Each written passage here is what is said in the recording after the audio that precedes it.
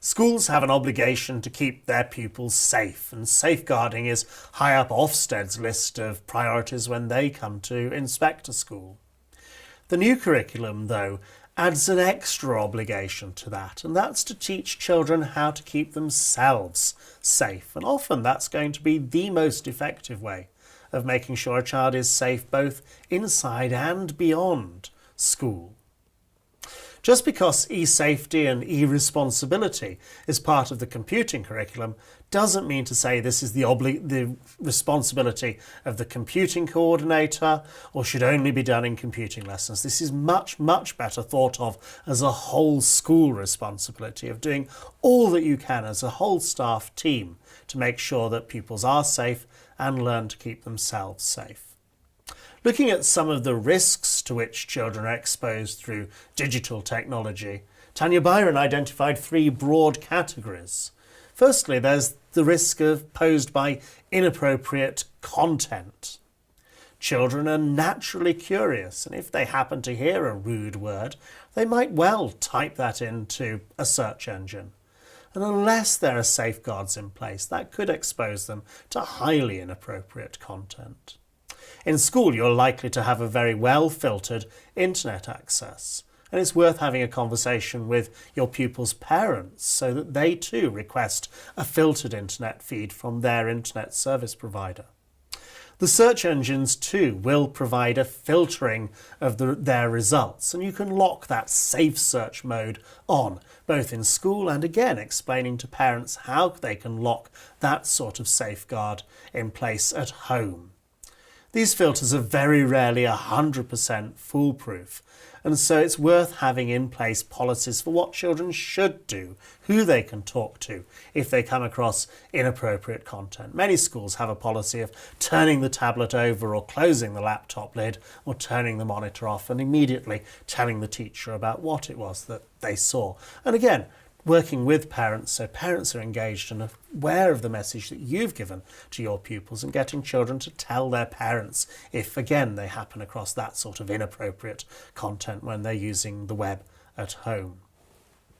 There is, of course, also the very serious risk that's posed by inappropriate contact online, and there's been much very, very good work around that online stranger danger and encouraging children to make sure that they tell either you as their teacher or their parents or a third party such as Childline or CEOP if there's any suspicion of that sort of inappropriate contact through chat rooms or through online gaming or through any sort of online activity, just as they would in the real world, I would hope.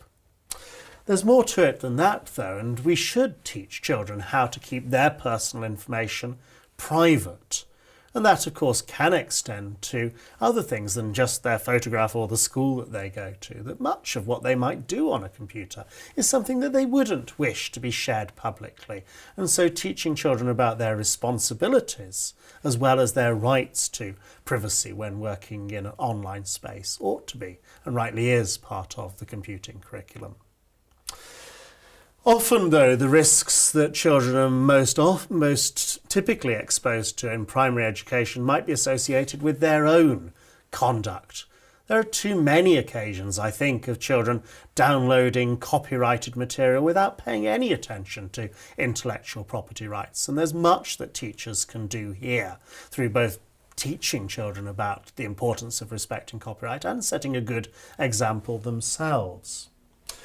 There's too many occasions, I think, when children don't read through the terms and conditions, when they don't remember that it would be entirely inappropriate to lie about their age in order to get access to particular social media platforms or whatever. And the national curriculum talks about children coming to recognise what's appropriate and inappropriate behaviour online, and respect for terms and conditions, and some commitment to honesty and integrity ought to be part of a school's broader values education, which can be built in or at least referred to as part of their computing curriculum.